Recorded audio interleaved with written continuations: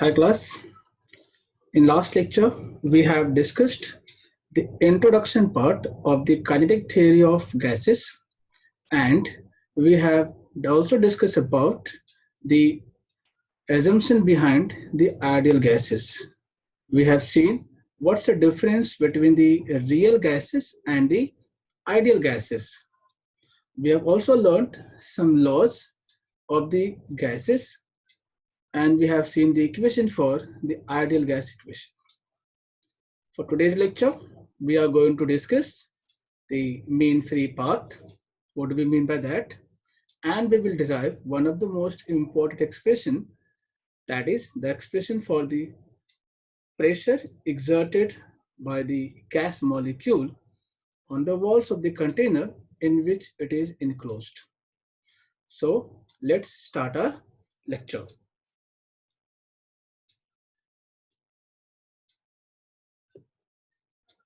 So welcome to the second lecture. As I said, we are going to discuss the very first topic, and that topic is mean free path. Mean free path of the gas. Now, what do we mean by the free path? The free path actually is a path traveled by the molecule. It is a path traveled by the molecule between the two successive collisions. That means, let's say, when we have the we assume any gas molecule over here, and when this gas molecule is going to when this gas molecule, a single gas molecule which we have enclosed in a container, it is, as we have assumed in our assumption, that these gas molecules are moving in random direction with all possible speed. That assumption we have seen in our last lecture. So this gas molecule is bound to travel in all possible direction with all possible speed. And as such, there are n number of molecules are there. In this container, there are n number of molecules are there. So when these molecules are going to travel, unless and until they collide with another molecule, that path traveled by this single molecule before that collision, we call them as free path, and we denote them as lambda 1. Similarly, after the collision, the direction of the molecule gets changed and it further travel the path before the another second collision. And in this way, these gas molecules collide n number of times and it is having the n number of paths. The average of all these paths, we call them as mean free path. So average distance traversed by a molecule with constant velocity between the two successive collisions is being called as the mean free path. That is a definition of mean free path. Now let's see what are the factors on which these mean free path of this gas molecule depends upon. As I said, this free path is nothing but the distance covered by the molecule between the collision. Okay, so the first factor on which this mean free path depends upon, that is the density of the gas molecule.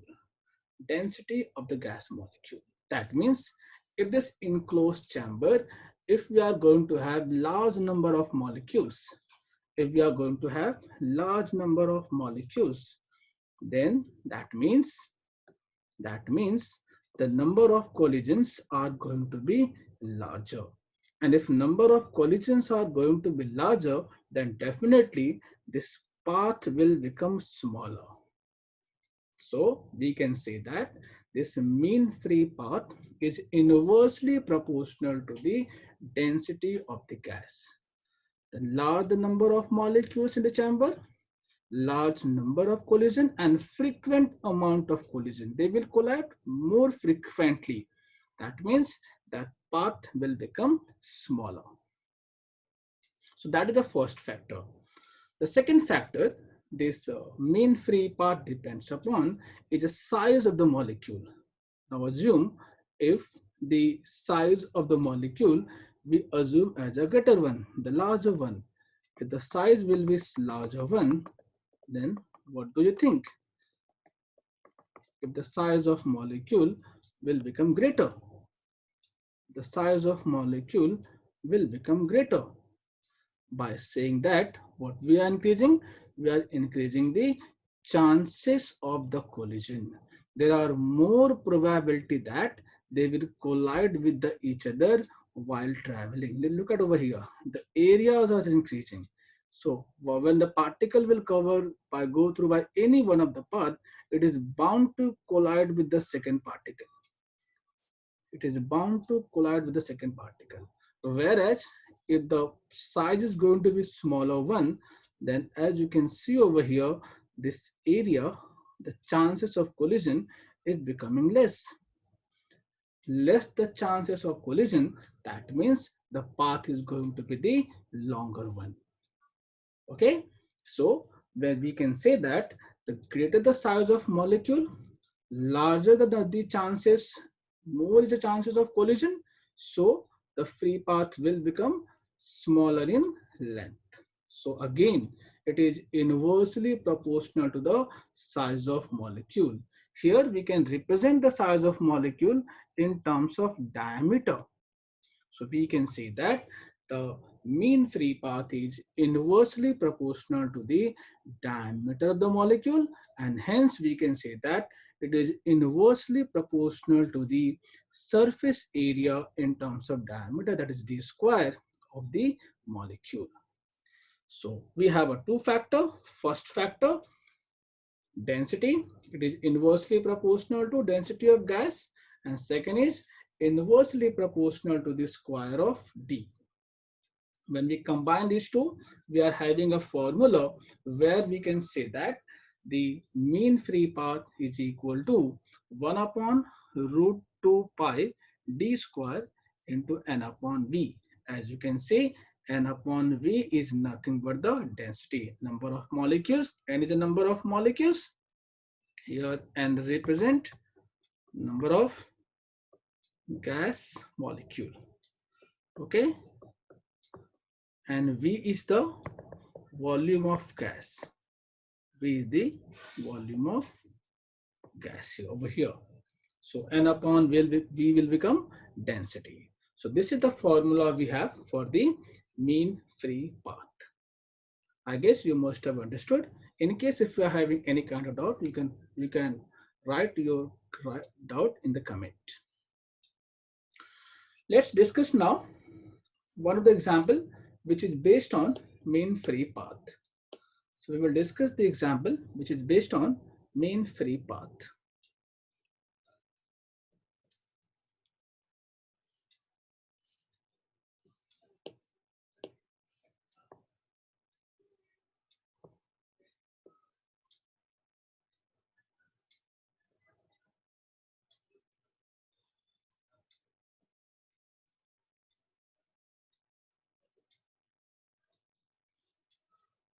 Yes, class. So we have an example where we have to obtain the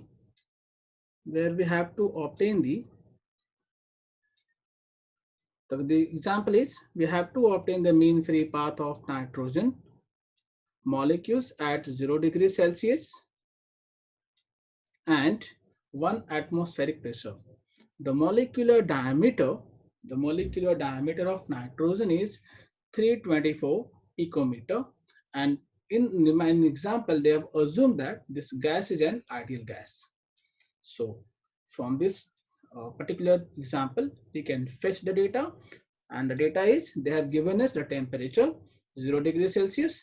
As we have discussed in the 11th standard that in kinetic theory of gas we always take the standard temperature, absolute temperature, and so we convert 0 degrees Celsius into absolute value. So by adding 273, the temperature will become 273 Kelvin. So that is our temperature over here. Then pressure they have given 1 atmospheric pressure that we will convert into Pascal. So 1.01 into 10 raised to 5 Pascal. Distance diameter they have given 324 picometer. In SI it will be 324 into 10 raised to minus 12 meter. So we have the three data with us from the given example. We have the formula that that mean free path lambda is equal to 1 upon under root 2 pi d square into n upon b. Now, as you can see in this sum, they have not given the number of molecules and they have not given the volume of the gas. So what we will do? So by solving the numerical,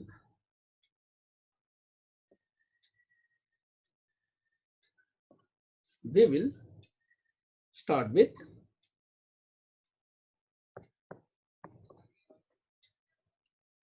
as we know, while deriving the ideal gas equation, we started with PV is directly proportional to absolute temperature.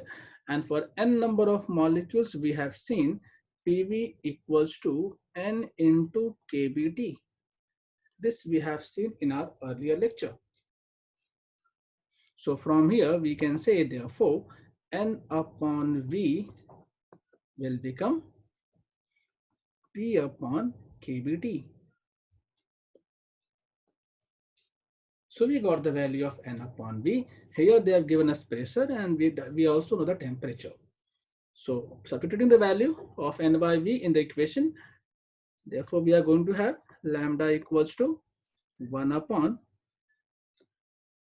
under root 2 pi d square, and N upon V is nothing but P upon kBT. So that is equals to kBT will come in the numerator. So kBT dividing by under root 2 pi d square into T, where the value of kBT, we know it is a Boltzmann constant, and this value is 1.38 into 10 raised to minus 23 into temperature they have given 273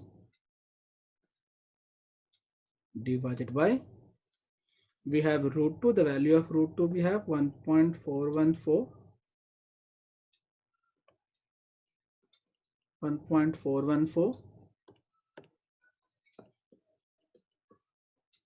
the value of pi we have 3.142 into d square, that means d we have 324 into 10 raised to minus 12 d square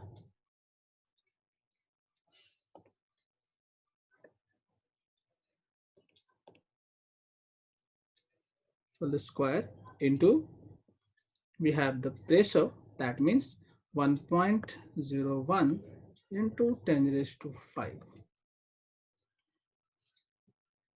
If we are going to solve this using log anti-log, if we will solve, this is going to be anti-log of, I hope you all must know how to solve the numerical using log anti-log. So this will become anti-log of, it is log of 1.38, that will become 0.1399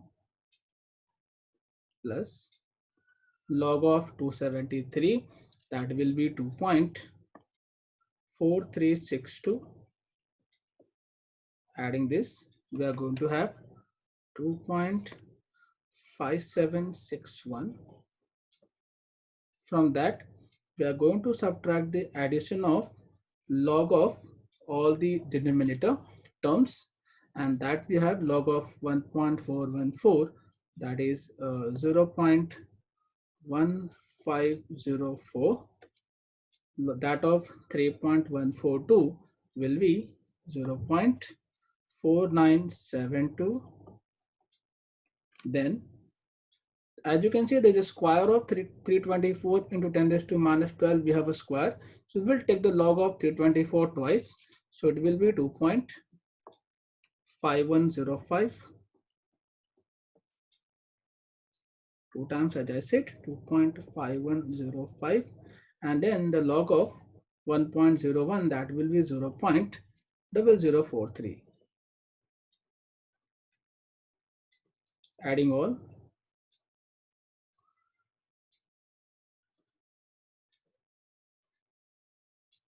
And when we will solve the power of 10, it will become 10 raised to, it is minus 23 plus 24 minus 5. So that is going to be equals to 10 raised to minus 4.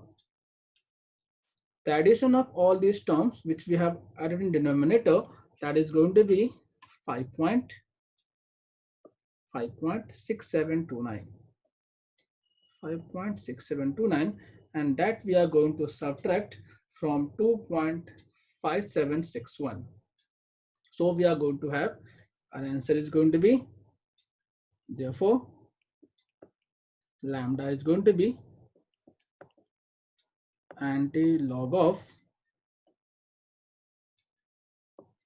when we will subtract, we have bar 4.9032 into 10 raised to minus 4, and the answer is going to be 7.986 into 10 raised to minus 4 minus 4, that is 7.986 into 10 raised to minus 8 meter. Since it is a path distance, so it is going to be in meter. So that is the answer of mean free path which we have calculated for this given example. I hope you must have understood how to solve, even when they have not given the data directly, they have given the data indirect way. Okay, so that was the example. Now we will derive the expression for pressure. The next topic which we have, going for the next one, we have the expression for pressure of the gas.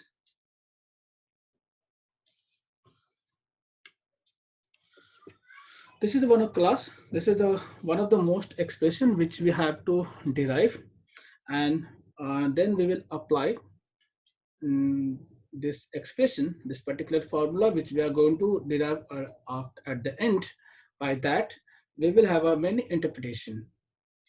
By using the expression for the pressure, we will derive the expression for the RMS speed. We will derive the expression of the kinetic energy of the gaseous molecules. So there are many further applications we will see once we will derive this expression, that is the pressure of the ideal gas. To derive an expression for the ideal gas, we assume that there are n number of molecules that has been enclosed in a cubicle, in a cube of side of length L, and there are n number of ideal gas molecules over here. We also assume that all the gaseous molecules, they are having the similar mass, and the mass of each molecule is m. So there are n number of molecules. First, the mass of each molecule is m. So the total mass of the gas molecule, we assume as a capital M, and that is going to be equals to number of gas molecule into the mass of each gas molecule, n into small m. Then, as we have assumed the length of each side of this cube equal to L, so the area of each surface, to whom we call them area of each wall, is going to be equal to L into L. That will be L square. That's the area. The volume of the cube is going to be equals to, as we know, the volume of cube is the cube of side, so it will become L cube. And finally, the density of gas, we know it's equal to mass upon volume, total mass upon volume. So density of the gas is going to be equal to N into M upon L cube. That is the density. So that is our assumption before we go with the derivation part of the pressure of the ideal gas. Now class, what do we do? As I said, there are n number of molecules, so we cannot have an expression, direct expression for the each gases. So what we will do, we will assume a single gas molecule over here. We will get an expression of the pressure for the single gas molecule, or the force exerted by the gas molecule on the wall by a single molecule, and by applying the concept of symmetry, that each and every molecules, they are behaving in the similar manner. So by applying the concept of symmetry, we will derive a general concept for the n gas molecules. So we are going to start with the single gas molecules, and then we will derive for the in general terms for the all the gas molecules. So here we assume the first a single gas molecule whose mass is m. As we know, these gas molecules are traveling in all possible direction with all possible speed. So by saying that, we can say that this gas molecule is traveling randomly in all possible direction with all possible speed. So let's say this gas molecule is moving in this direction with the velocity v. Okay. Now, as we know, velocity is a vector term to whom we can resolve along the all possible axes, all possible dimension. And so we here divide this given cubical box along the three axes, x-axis, y-axis, and z-axis. So then we can resolve this velocity vector v along these three mutual perpendicular axes as in three different terms. Along x-axis, we take the term as a vx. Along y-axis, we take the term as a vy. And along z-axis, we take the term as a vz. So that is our assumption which we are making in the beginning of the deriving the expression. So as I said, for a molecule, that single molecule moving with the velocity v1, having the component vx, vy, vz along x, y, and z axis. Now, going to the previous slide, as we know, class, we have to find out the expression for the pressure. So here we have a single gas molecule. Here we have a single gas molecule which is basically traveling along a single wall who is having the area A1. That is being called as a shaded area, as you can see in this figure. Shaded area. That is, it is traveling parallel to the YZ plane. It is traveling parallel to the YZ plane in direction of x-axis. That's our assumption. We are further restricting our assumption. Okay. So if the gas molecule is traveling over here,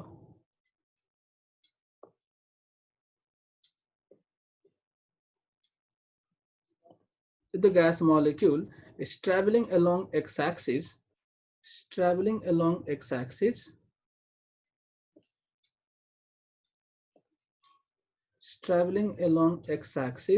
with the component Vx, and here we have a wall, here we have a wall, and this another wall is over here.